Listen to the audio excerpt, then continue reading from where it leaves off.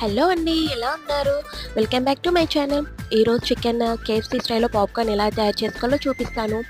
So, చికెన్‌లోకి ఇప్పుడు మనం chicken తీసుకుందాము. అందులో పసుపు, కారం, ఉప్పు, ధనియాల పౌడర్, అలానే కొంచెం అల్లం వెల్లిగడ్డ పేస్ట్ అండ్ పెరుగు వేసి కొంచెం బాగా కలుపుకొని ఒక 20 మినిట్స్ పక్కకు పెట్టేసుకోవాలి.